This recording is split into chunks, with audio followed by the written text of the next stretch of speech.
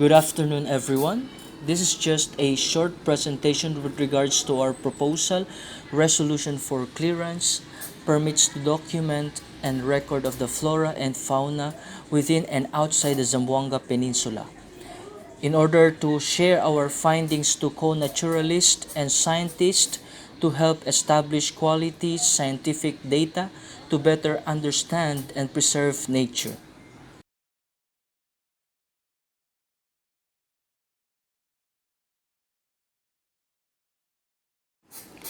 To let you know, we are a senior high school teacher, entrepreneur, tour guide, and a naturalist. Mark is 5 years in the service while me is 25 years in the education sector.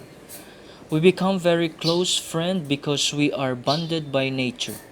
I love hiking in the mountains and so with Mark. The Shinrin Yoku art of forest bathing is the normal way we spend much of our time. At the same time, we collect video or pictures and document any flora and fauna that we can capture in our vicinity. We post it for documentation on the Naturalist website and FB page. Aside from teaching, I am operating a mabuhay accommodation for backpack tourists. Some foreign tourists we serve also we invited them to explore our rich biodiversity resources. I able to tour two foreign specialists. One is from New Zealand who is an SSC deer specialist from the International Union for Conservation of Nature or IUCN. And the other one is a retired Dutch national who is a forestry specialist.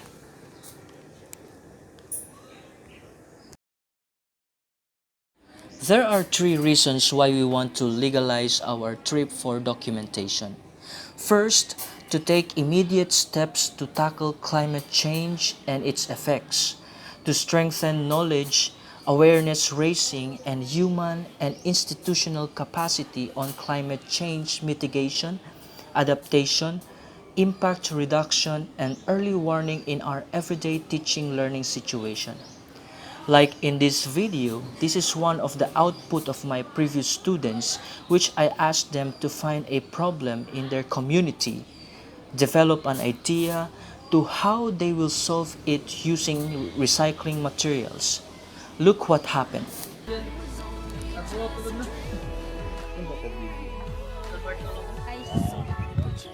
as you can see, nandito kami ngayon sa may yung ganito. Tapos, ilalagay sa sako na to, lalagyan lang natin ng mga ganito hanggang mapuno. Hindi, basta punta lang dito. And then,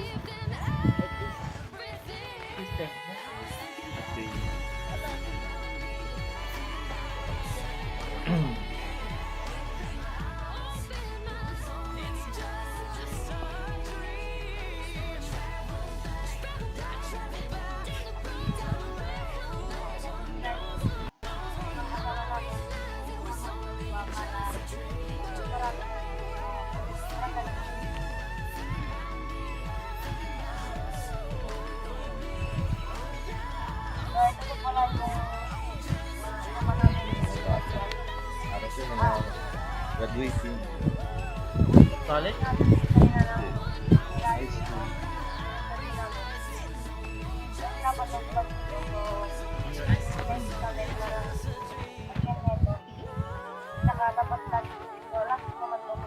so, pag puno na yung sako, dapat talian natin.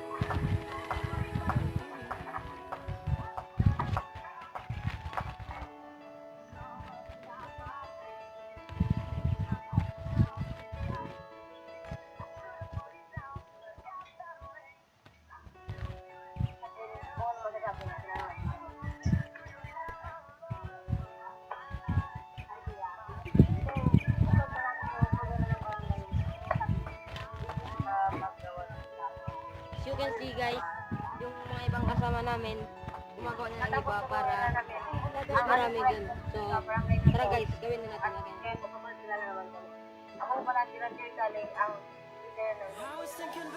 So, ito po pala yung ano pa namin nilagyan.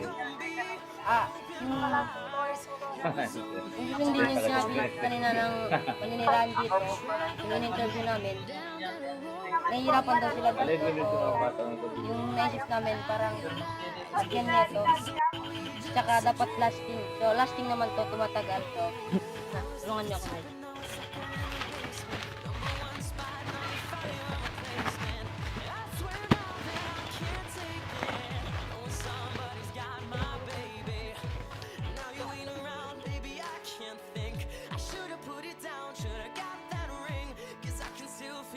Natin kung ano masasabi na pinanong natin kanina. Hi kuya. So, nasolve na namin yung problema ng barangay niyo. Anong sabi mo? Thank you po sa paggawa ng daanan. So ngayon, dito sa mga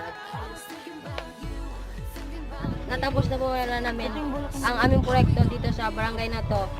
At ngayon magpapagkilala naman kami. Ako po pala si Rasir Saleh, ang leader ng grupo nito. Ako nga po pala si Jonathan Roser D. Orlando. si Alzer Kanay sa kilo. Ako pala si Lorenzo Loran. Ako nga si Muhammad na PJ Kamurudi. Ako po pala si Sharif Bahadi sa Wanda. Ako naman po pala si Jasmine A. Kirante. Hi, ako pala si Sarah. Kasi Melanie kami ako. Second is to conserve and use the coast, seas, and aquatic resources sustainably for sustainable growth, most especially to students who are living in the coastal area. This blog you see which I interview locals having a happy time at the hidden coast of Zamboanga City. I emphasized here to how they should maintain the cleanliness of the coast and its flora and fauna found both in land and in water. Because as we could see, this place has a potential for eco-tourist destination due to unspoiled environment and the splendid scenery away from the city proper. Also, its potential to improve the lives of the locals to put up their own businesses. Its potential to improve the lives of the locals to put up their own businesses. Last year. Bakit pati kami ng interview ko? Araya. Kasi yung po, may masking pati na eh. Kaya well, pati yung video, pati yung traki, di niyo, di ako. Araya kuwera, na tangki, kay, tamaan niya, sila baksak-baksak ba? Kaya na, kaya sinama mo. Kaya si Bakit? Hindi siya ako, limpyo. Ay, araw na patuloy ka, kaya hindi pag-review. Ano pa nga yun, Kasi natin kung kayo natin, siguro kaya yun, patuloy ka rin lang. Okay, hindi na ako, hindi rin Pilipina. Hindi rin Pilipina, ano ba? Hindi. Amo.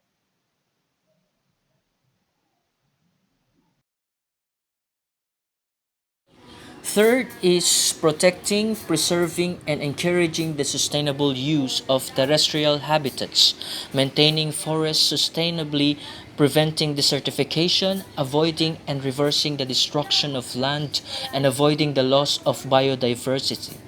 It pertains to our active connections in sharing our observations or findings via online to millions of naturalists and scientists in the natural social media like naming species and other information of their location, nature, behavior, or medicinal values. Also, we used our FB page for awareness to our colleagues and students the value of the species found. Lastly, our goal in the future is to cover more areas within Zamboanga Peninsula to document more undocumented flora and fauna species, to push us to be on top of the list as the most richest in biodiversity. Second is to continue to educate locals and tourists the importance of each living organism from smallest to largest prior to its purpose for a healthy environment and climate.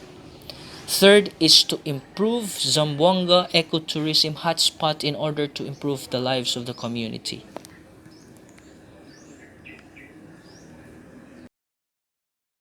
Nevertheless, granting us the permit is like, quote and unquote, a simple act of kindness and compassion towards a single species may not mean anything to all creatures, but will mean everything to one. By Paul Oxton. Thank you everyone for listening, and that ends our presentation.